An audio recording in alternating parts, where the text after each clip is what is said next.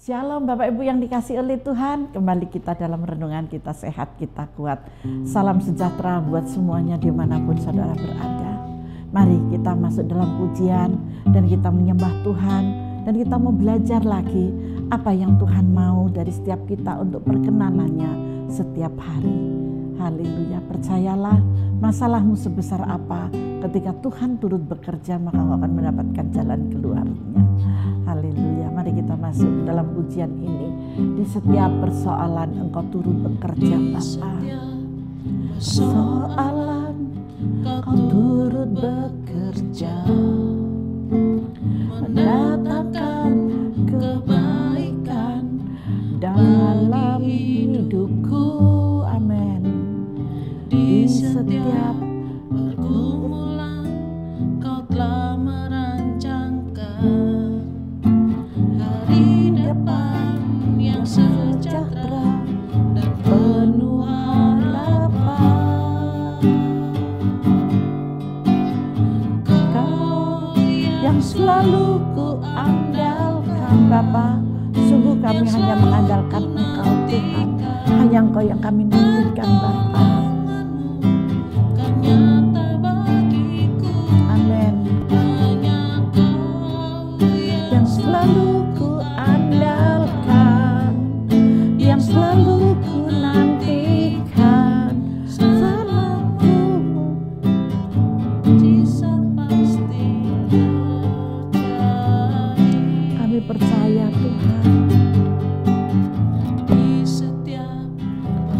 Sungguh Bapa, dalam setiap persoalan kami, ketika kami terus mencari wajah-Mu Bapa, kami percaya Tuhan.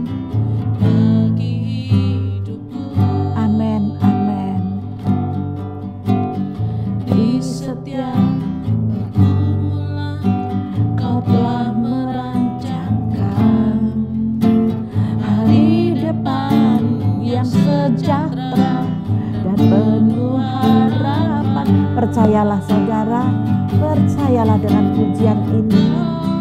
Masa depanmu penuh dengan pengharapan. Percayalah, Tuhan akan selalu membukakan jalan untuk saudara. Amin.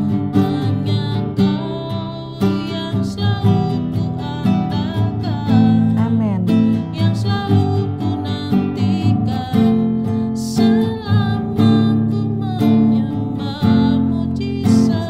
Pasti terjadi selama kita mengandalkan Tuhan, selama kita menyembah Dia. Ada mukjizat di dalam semua yang Kau kumpulkan. Amin. Kan nyata bagiku, pertolongan Tuhan nyata bagi saudara. Yang selalu ku andalkan, yang selalu ku nantikan,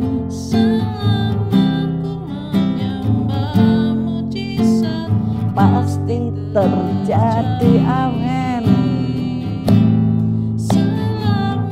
Ku menyembah mujizat pasti terjadi. Amin, amin. Kami percaya Bapa. Menyembah mujizat pasti terjadi. Mau melihat mujizat terjadi, mari kita masuk dalam penyembahan. Sembahlah Dia dalam roh dan kebenaran. Glory, haleluya, haleluya, haleluya, haleluya. Mujizat-Mu pasti terjadi Bapa. Kami percaya, kami percaya.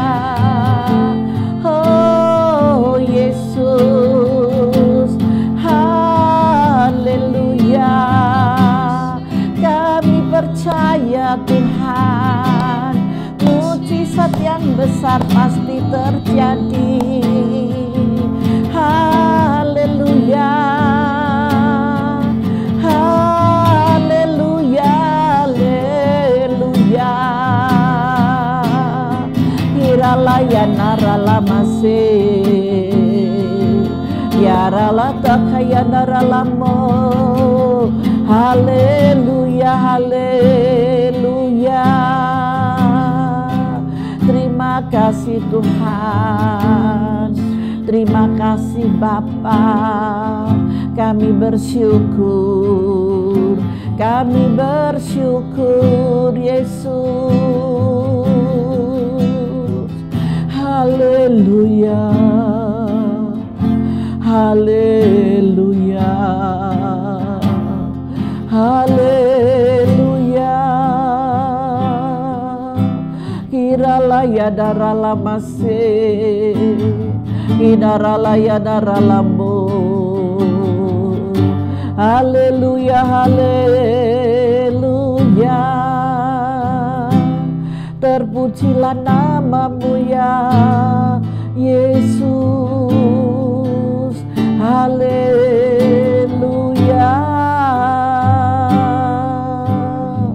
Bapa, terima kasih, sungguh kami bersyukur Tuhan.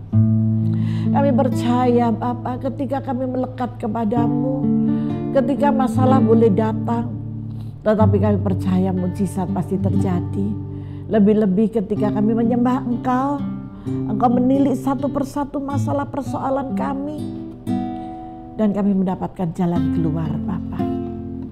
Terima kasih Tuhan Yesus, terima kasih. Terima kasih banyak Bapa, terima kasih. Sebentar kami mau duduk manis, kami mau belajar dari firman-Mu. Ketika kami memiliki masalah, benarkah ada jalan keluar Bapa? Kami mau mengikuti ajaran-Mu Tuhan. Di dalam nama Yesus, haleluya, amin. Mari kita masuk dalam kebenaran firman Tuhan. Bapak Ibu yang dikasihi oleh Tuhan, ini saya mau tanya, seberapa saudara yang memiliki masalah?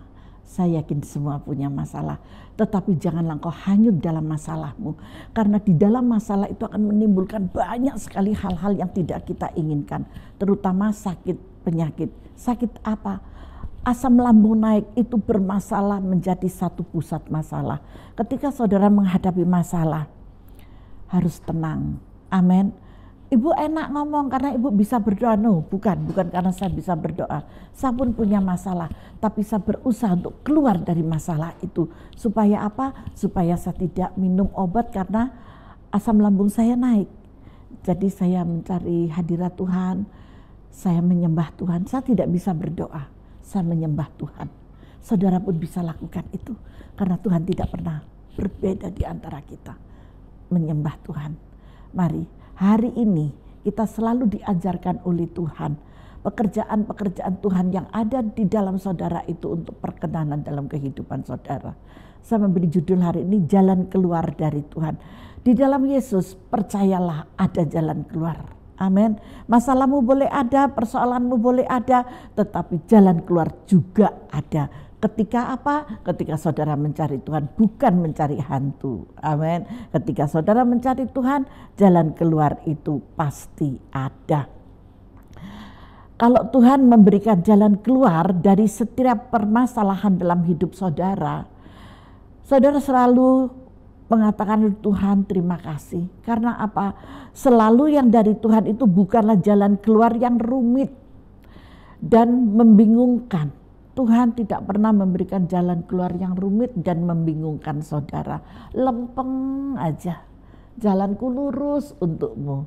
Amin. Ayo kita buka ayat firman Tuhannya di dalam 2 Raja-Raja 4:38 sampai ayat 41. Nah, di sini judulnya maut dalam kuali. Ada apa dari firman ini, dari pembacaan firman kita hari ini? Maut dalam kuali. Berbicara maut ini pasti hal-hal yang menyedihkan, persoalan-persoalan yang mengerikan. Maut berbicara kematian. Betul apa enggak? Yuk kita baca aja yuk di dalamnya. 2 Raja-Raja 4, sudah siap semuanya atau mau dengerin saya aja? 2 Raja-Raja 4 ayat 38 ayat 40. Oh, enak bersama dibaca. Oke, saya senang sekali kalau Bapak Ibu sedang melihat, mengikuti renungan ini dan menyiapkan HP sucinya di sampingnya dan membuka bersama-sama. Haleluya. Ayo sama-sama ya, ayat 38 sampai ayat 41. Maut dalam kuali. Elisa kembali ke Gilgal pada waktu ada kelaparan di negeri itu. Dan ketika pada suatu kali rombongan Nabi duduk di depannya, berkatalah ia kepada bujangnya, Elisa berkata kepada bujangnya, taruhlah kuali yang paling besar di atas api dan masaklah sesuatu makanan bagi rombongan Nabi itu. Jadi Elisa ini punya hati yang selalu memperhatikan rombongannya itu. Sama dengan pelayanan Yesus. Ketika orang-orang mengikuti KKR-nya Yesus selama 3 hari, di situ ada 5.000 laki-laki belum termasuk istri dan anak-anak. Masgullah hati Yesus. Jadi pelayanan Yesus itu selalu memperhatikan kampung tengah. Maka dari itu Bapak Ibu yang dikasihi oleh Tuhan, jangan khawatir apa yang hendak engkau makan, Tuhan pasti berikan. Dengan banyak cara Tuhan memberikan buat kita. Amin, setuju ya. Siapa yang kelaparan? Kemarin pada zaman pandemi dari awal, begitu tahu kesukaran, kesulitan yang seperti itu, anak-anak Tuhan mulai dari Jawa Timur, Jawa Tengah, Jawa Barat, pulau-pulau semua keluar membagikan makanan. Wow, sungguh luar biasa. Itulah perhatian Tuhan buat kita semuanya. Perhatian Yesus buat kita semuanya adalah kampung tengah. Kalau kampung tengahmu diperhatikan, otomatis keuanganmu juga diperhatikan. Haleluya. Lanjut firman Tuhan. Lalu keluarlah seorang dari mereka ke ladang untuk mengumpulkan sayur-sayuran. Mereka nggak ke pasar, tapi mereka ke ladang. Ia menemui pohon sulur-suluran liar dan memetik daripadanya labu liar. Serangkul penuh dalam jubahnya. Sesudah ia pulang, teruslah ia mengiris-irisnya ke dalam kuali masakan tadi. Sebab mereka tidak mengenalnya. Wah, ini dia tidak kenal dengan tumbuh-tumbuhan ini. Saudara, hati-hati ya. Kalau di depan rumahmu ada tumbuh-tumbuhan liar yang tumbuh, jangan langsung, waduh ini enak bunganya, warnanya ini dikolup aja gitu. Jangan sembarangan ya, hati-hati. Kemudian dicedoklah dari masakan tadi bagi orang-orang itu untuk dimakan, dan segera sesudah mereka memakannya, berteriaklah mereka serta berkata, maut ada dalam kuali itu, hai abdi Allah, dan tidak tahan mereka memakannya. Wah, ada maut dalam kuali, berarti beracun. Nah, saudara juga hati-hati, jangan sampai saudara makan makanan beracun gitu ya, seperti rumput liar. Nanti kita akan bahas ke sana. Tetapi berkatalah Elisa, nanti aja nih saya bahas dulu di ayat 40 ini ya. Kemudian dicedoklah dari masakan tadi bagi orang-orang itu untuk dimakan, dan segera sesudah mereka memakannya, berteriaklah mereka serta berkata, maut ada dalam kuali itu, hai abdi Allah. Jadi dia langsung meminta pertolongan kepada abdi Allah tadi, dan dia mengatakan ada maut dalam kuali, dan tidak tahan mereka memakannya. Mereka tidak bisa tahan untuk memakannya. Saya mau katakan, sesukar apapun, sebanyak apapun masalahmu, janganlah engkau minum atau makan racun. Apalagi rumput-rumput liar yang di ruang sana. Apa sih rumput-rumput liar itu? Kita belajar Bapak Ibu, supaya jiwa dan rohmu tidak terkontaminasi dengan racun. Jangan engkau memetik racun. Racun itu apa? Masalah. Janganlah kita menggosip, janganlah kita menfitnah, janganlah kita berpikir yang jahat, itu adalah racun. Ketika racun itu engkau petik dan engkau bawa pulang, engkau masak di hatimu, engkau masak di pikiranmu, akhirnya apa? Racun yang sudah dimakan. Ketika ada racun, pasti ada kematian. Kematian apa, Bu? Kematian rohani, kematian hubungan keluarga, kematian hubungan sanak saudara, kematian hubungan anak dan orang tua. Semuanya mati. Kalau di sana sudah mati, apalagi yang mati? Berkat pasti mati. Jangan mudah makan racun, jangan mudah mendengarkan racun, jangan mudah menyimpan racun. Tanya langsung pada yang bersangkutan. Hai Mam, ini bisa dimakan enggak? Jadi kalau saudara memperoleh satu masalah, bawa itu kepada orang tuamu. Karena orang tuamu yang mengelola masakan pasti, Mah ini bisa dimakan enggak Mah? Oh bisa, itu sayur bayam. Itu tadi bayamnya mama petik di luar, tapi itu tidak beracun, itu bayam, tidak kecampuran dengan tanaman liar di sana. Pasti mamanya memberikan yang terbaik. Langsung bertanya kepada yang bersangkutan agar saudara tidak makan racun di dalam hidupmu. Mau diberkati Tuhan? Haleluya. Jaga hati, jaga pikiran, jaga semuanya. Amin. Supaya tidak makan racun. Kita tidak tahu siapa yang akan meracuni kita. Ini nggak ngerti loh. Ini rombongan Nabi loh, orang baik-baik loh, ya kan?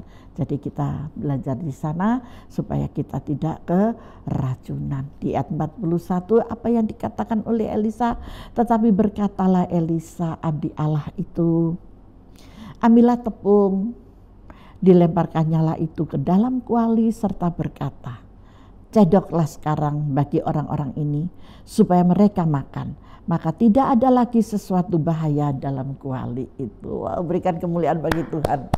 Datanglah kepada orang-orang yang dipakai oleh Tuhan untuk menetralisir setiap racun-racun yang sudah memasuki dalam pikiran saudara, sudah memasuki di dalam hati saudara. Tidak ada kata terlambat.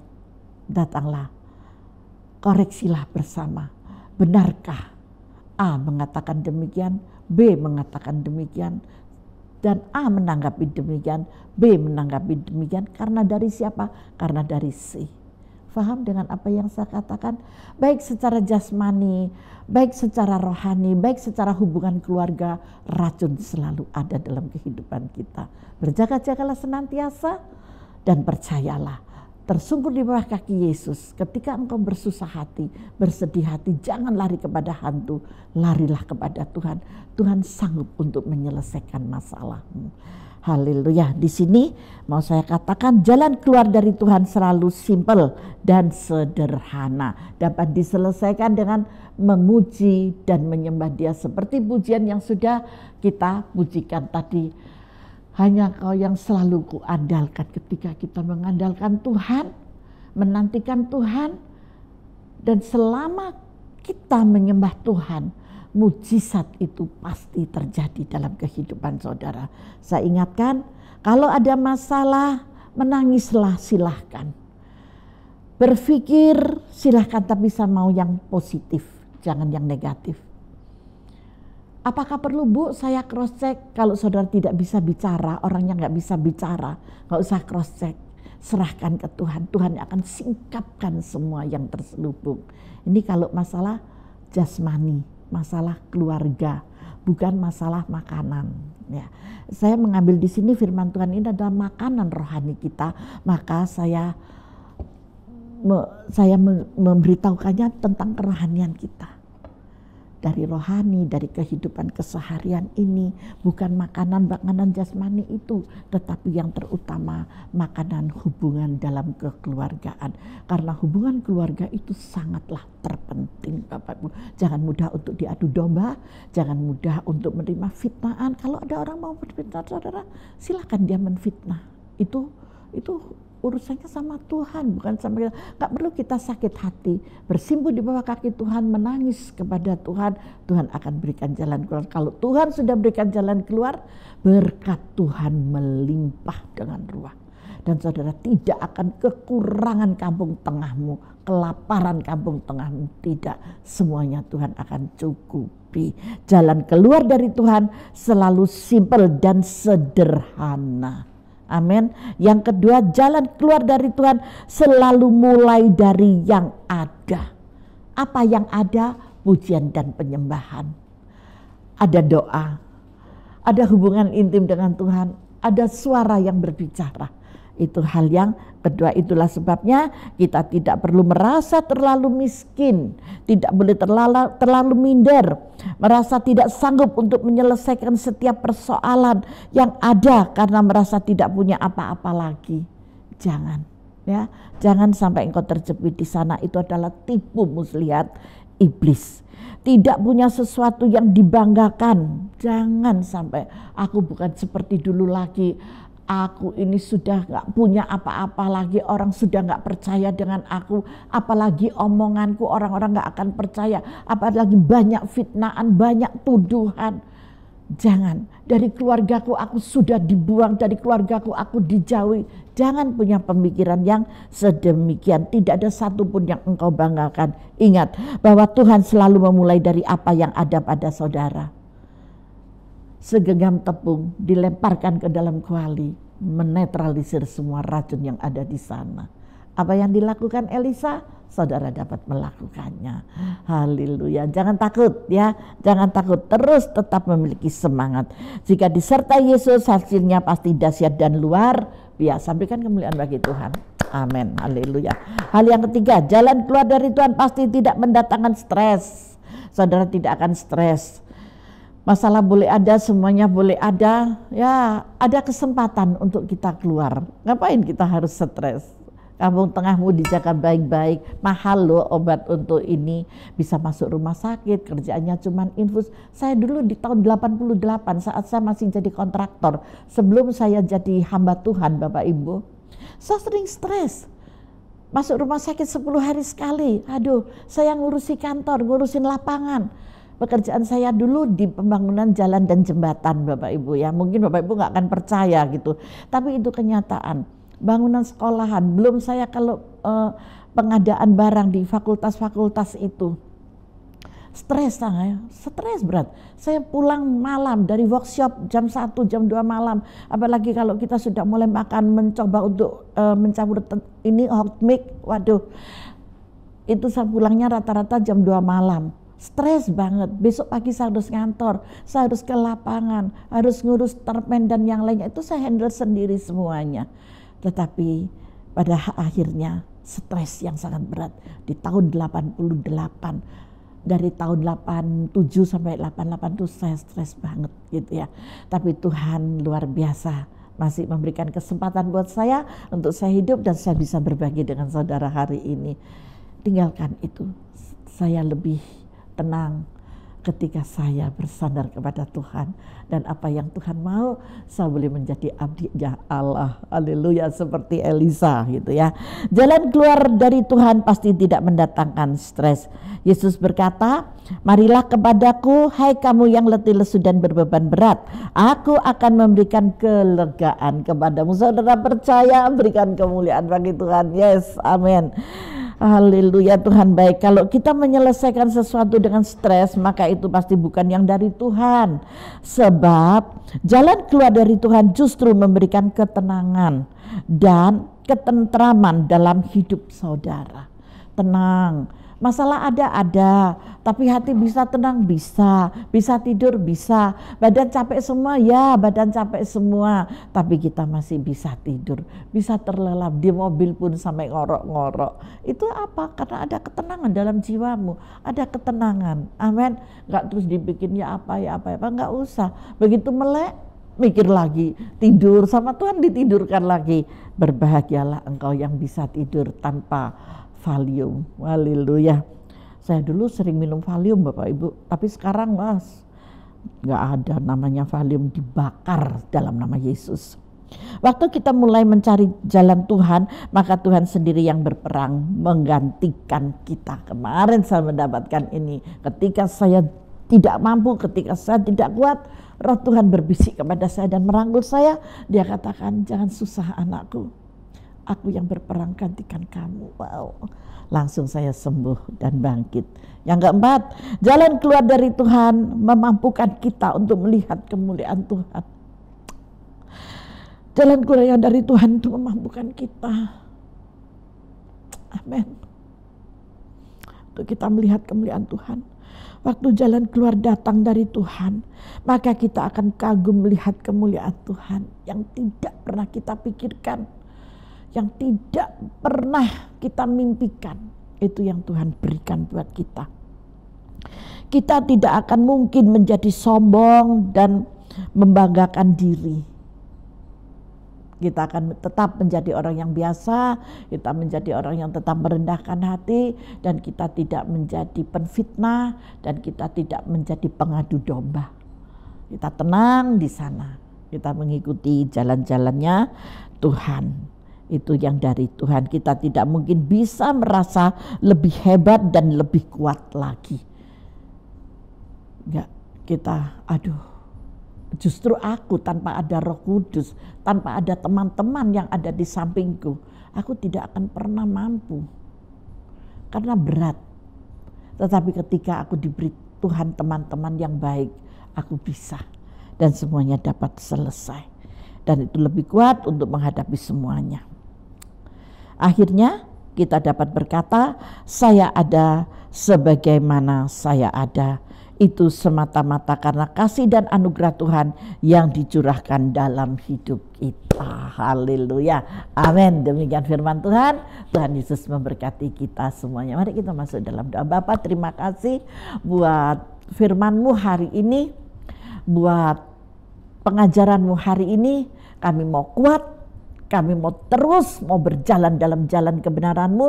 Kami mau mengikuti jalan-jalan-Mu Tuhan. Kami akan tinggalkan segala hal yang tidak berkenan di hadapan-Mu Bapa. Kami tidak mau berjalan memakai pikiran kami sendiri ketika kami tidak mampu menghadapi masalah persoalan. Tapi kami mau terus melekat kepada-Mu. Kami mau terus mengundang hadirat-Mu sehingga kami boleh dilegakan dan diberikan jalan keluar. Terima kasih banyak Bapa. Terima kasih Tuhan Yesus, kasih dan kemurahan-Mu selalu dan selalu melingkupi kami. Dan hanya di dalam nama kuasa-Mu ya Bapa, kami berdoa mengucap syukur dan Engkau memberkati anak-anak-Mu semuanya Bapa. Apapun yang menjadi masalah persoalan mereka, beban-beban yang berat buat mereka, Kau angkut semua Bapa. Karena Engkau yang berperang, gantikan mereka semuanya. Terima kasih Bapa buat kasih sayang-Mu. Di dalam nama Tuhan Yesus Kristus, Engkau memberkati mereka. Haleluya. Amin Tuhan. Amin. Tuhan memberkati kita semuanya.